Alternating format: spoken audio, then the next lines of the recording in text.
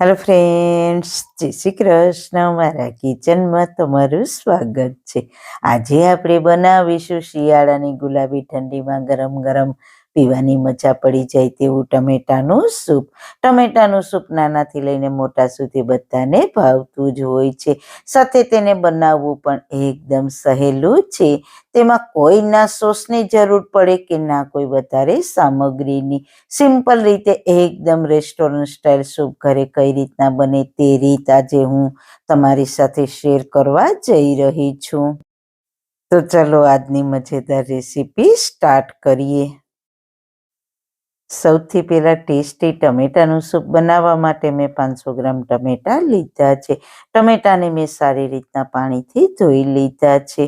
Soup બનાવવા માટે ટમેટા આવા એકદમ સરસ પાકેલા હોય તેવા ટમેટાની પસંદગી કરવાની. હવે ટમેટાને આપણે નાના ટુકડામાં સમારી લઈએ. એક ટમેટાના મેં 4 પીસ કર્યા છે. હવે સમારેલા ટમેટાને કુકરમાં એડ કરી દઈએ. સાથે અડધો કપ પાણી ઉમેરીશું. વધારે પાણીની જરૂર નથી. 1/4 ટીસ્પૂન મીઠું ઉમેરીને મિક્સ કરીને કુકરનું ઢાંકણ બંધ કરીને મીડિયમ ગેસની ફ્લેમ પર 2 થી 3 વિસલ કરી લઈએ. 3 વિસલ થઈ ગઈ છે. પ્રેશર તેની જાતે પૂરું થાય પછી ઢાંકણ ખોલીશું તો ટમેટા સરસ કૂક થઈ ગયા છે. પણ આજે આપણે ટમેટાની છાલ નહીં કાઢીએ, તેને મિક્સર જારમાં ક્રશ કરી લઈએ.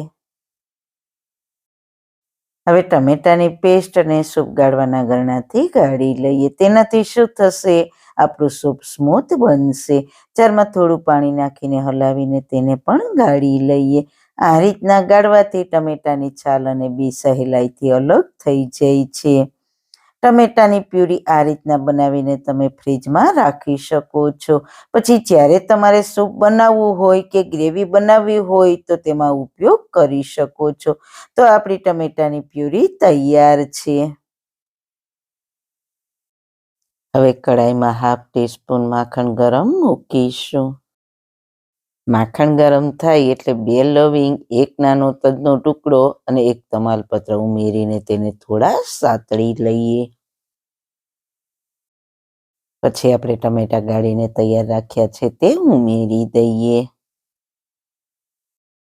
હવે તેની થિકનેસને થોડી પતલી કરવા માટે 1 કપ પાણી ઉમેરીને સારી રીતના મિક્સ કરી લઈએ અને તેને ઉકળવા દઈએ.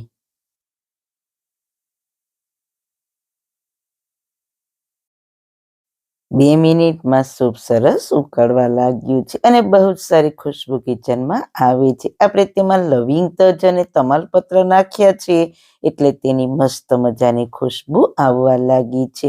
જો તમારે આમને આમ જ પીવું હોય તો પણ તમે પી શકો છો. અને જો તમારે રેસ્ટોરન્ટ સ્ટાઇલ સૂપ બનાવવું હોય તો તમારે 1 મોટી ચમચી કોર્નફ્લોર લેવાનો, તેમાં થોડું પાણી ઉમેરીને મિક્સ કરવાનું. ત્યારબાદ તેને સૂપમાં થોડું થોડું નાખતા જવાનું અને મિક્સ કરતા જવાનું છે.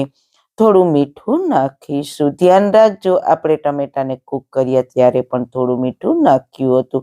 થોડો મરી પાવડર ઉમેરીશું. મરી પાવડરનો સૂપમાં બહુ ટેસ્ટ આવે છે, સાથે ઇમ્યુનિટી બૂસ્ટ કરે છે.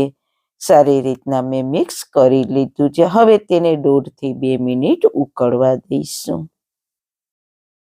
તો બસ આપણું બહુ ટેસ્ટી ટમેટાનું સૂપ બનીને તૈયાર છે. તમે જોઈ શકો છો કેટલું સ્મૂથ ટેક્સચર આવ્યું છે. તમે જોયું ને કેટલું બનાવવું આસાન છે.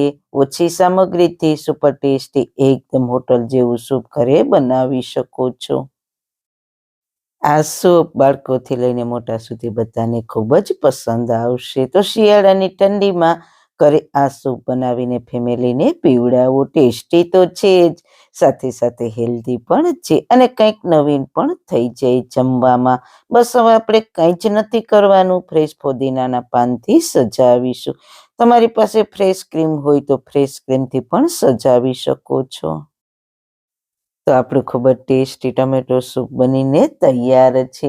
તો તમે શિયાળામાં આ રેસીપીની જરૂર ટ્રાય કરજો. ઘરના બધા ખુશ થઈ જશે. સારું ખાઓ, ખુશ રહો. આવી સરસ રેસીપી જોવા માટે તમારો ખૂબ ખૂબ આભાર. મારી રેસીપીને લાઈક કરજો, શેર કરજો, મારી ચેનલને સબસ્ક્રાઈબ કરજો. ફરી મળીશું એક નવી જ રેસીપી સાથે, નવી વાતો સાથે. ત્યાં સુધી બધાને મારા જય શ્રી કૃષ્ણ.